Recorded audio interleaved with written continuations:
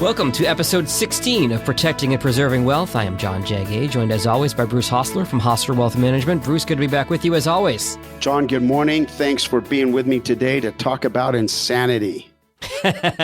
Einstein's definition of insanity, which if you don't know it, doing the same thing over and over again and expecting different results, right? Yes, we are. I'm amazed at what I am seeing in the investment industry and the attitudes that many professionals have today. Considering the times that we live in, the highest inflation rates we've seen in 40 years, historically the fastest rise in interest rates in an entire life of our country, the stock market's been down about 20% or more for most of 2022, and many investment advisors are telling their clients to continue investing the same way they have over the last 20 years. Right back to our topic. Sounds like you're saying the investment world has changed.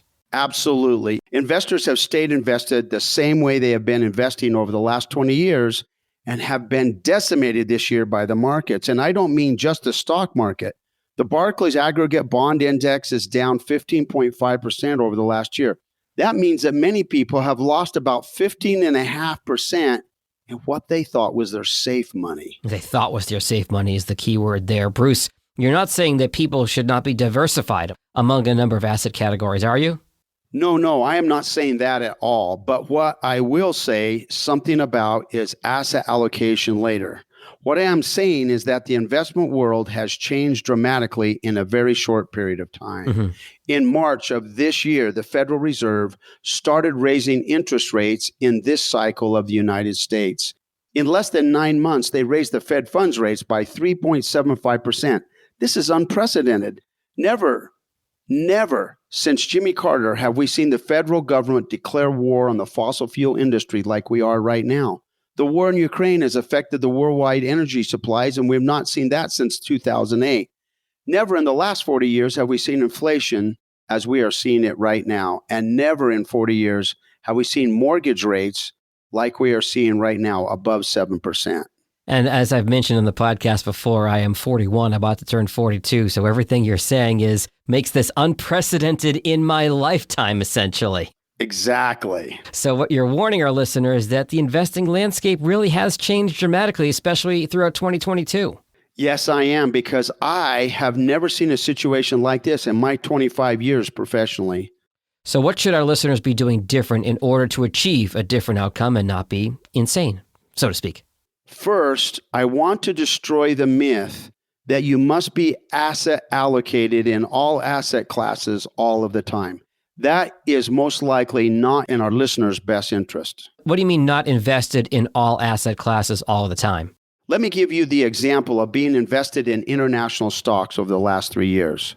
Mm-hmm. We have not felt like the international markets, especially with COVID and now with the worldwide inflation and rising interest rates, is an area that we wanted to be invested in. So you are not recommending to your clients to have an investment allocation into international markets?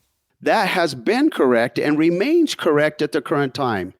There's just too much risk in those markets as we pass through these unprecedented times in the world. Unprecedented is probably the word of the decade so far.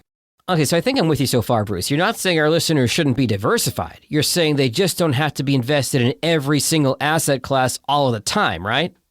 John, that is exactly what I'm saying. Just like you, when you're driving down the freeway and you spot a big pothole in the road ahead, you don't have to remain in your lane and drive right through the pothole and create damage to your car and perhaps danger to your life. You can change lanes and avoid the pothole altogether.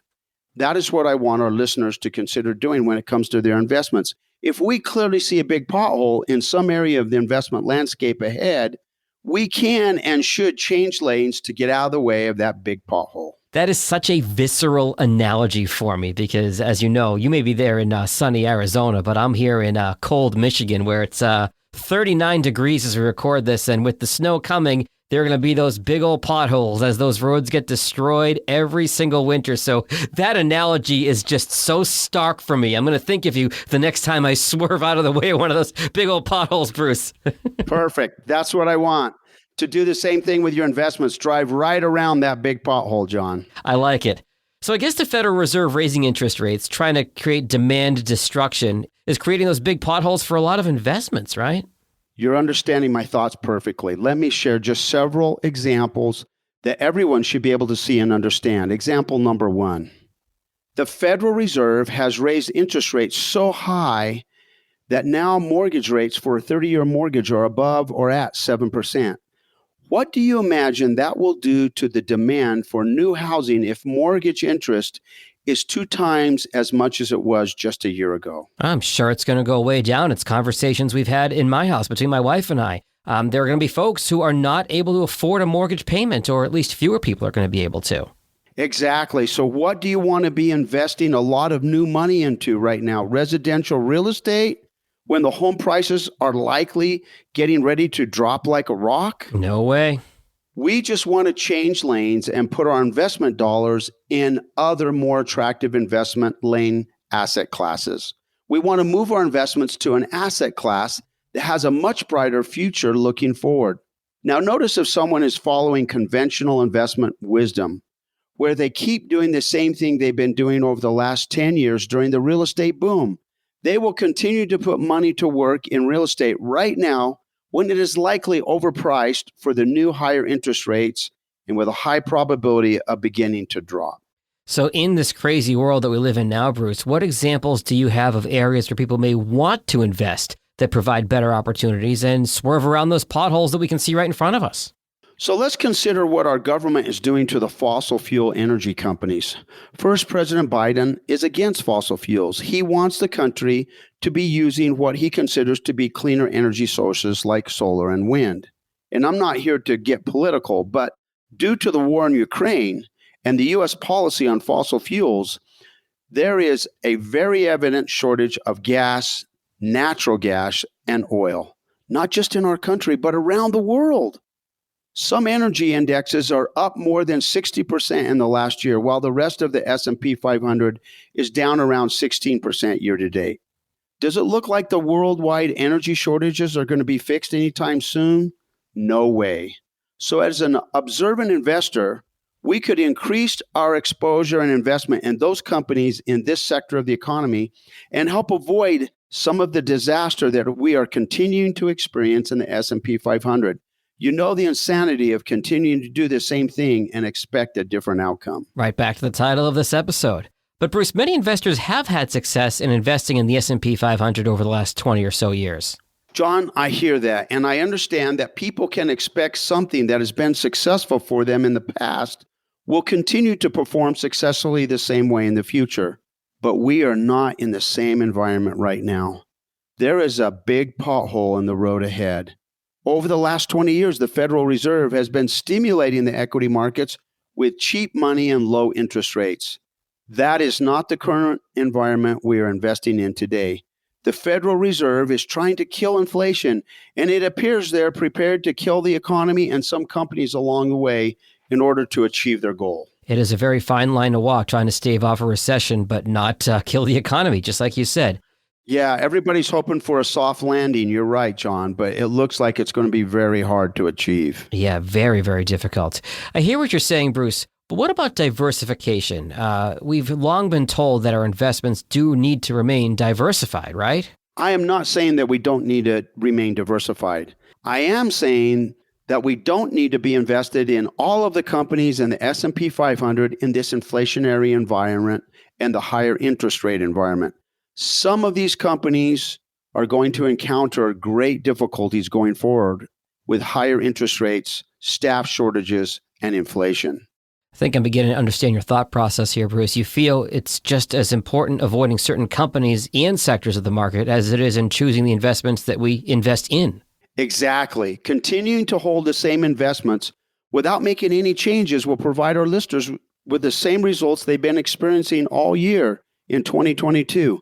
Disappointing at best. Expecting a different result without making any changes is still insanity. So I'm going to step away from the financial piece and I'll bring it back to my previous life as a radio DJ. I saw that radio was shrinking, radio was really falling off, and that's why I pivoted and got out of radio and got into podcasting, because it's the same thing. Doing the same thing that's worked for 20 or 30 years, you're going to go the way of the VCR or the Blu-ray player. Now, we're all on podcasts and Netflix now. The world is changing, and I think you make some really good points here, Bruce, about needing to change with it, and your bottom line really does depend on it, right? Correct. I'm not saying that the S&P 500 in a future time may not be a good investment again. I'm just saying that right now, the broad markets are going to experience a lot of difficulty because of the rising interest rates, the likely recession or slowing that we're going to see, and that there are better investment choices out there, and our clients need to be open to that. They need to be flexible in changing what their outlook is, because what's worked in the past clearly has not worked in the last year. Very true. And this goes back to something we talk about in every episode, Bruce, and that is having a financial plan, working with someone to create that plan. But it's not a static plan. You don't just set it and forget it and retire 30 years later. You need to be willing to adjust as the world changes and as the financial markets change, as we've been illustrating here. If somebody wants to come talk to you and your team at Hosler Wealth Management about creating that plan and adapting it to our current times, what are the best ways to find you? They can first reach us on the website at Hosler, HOSLERWM for wealthmanagement.com, HoslerWM.com. They can reach us in Scottsdale at 480-994-7342 or in Prescott, 928-778-7666. Thanks, John. It's been a great conversation today. Absolutely, and very eye-opening for me as well, Bruce. We'll talk again in a couple weeks. Securities and advisory services offered through Commonwealth Financial Network, member FINRA SIPC, a registered investment advisor. Forward-looking commentary should not be misconstrued as investment or financial advice. The advisor associated with this podcast is not monitored for comments, and any comments should be given directly to the office at the contact information specified. Any tax advice contained in this communication, including any attachments, is not intended or written to be used and cannot be used for the purpose of 1. Avoiding federal or state tax penalties, or 2. Promoting, marketing, or recommending to another party any transaction or matter addressed herein. The accuracy, completeness, and timeliness of the information contained in this podcast cannot be guaranteed. Accordingly, Hosler Wealth Management, LLC does not warranty, guarantee, or make any representations or assume any liability with regard to financial results based on the use of the information in this podcast.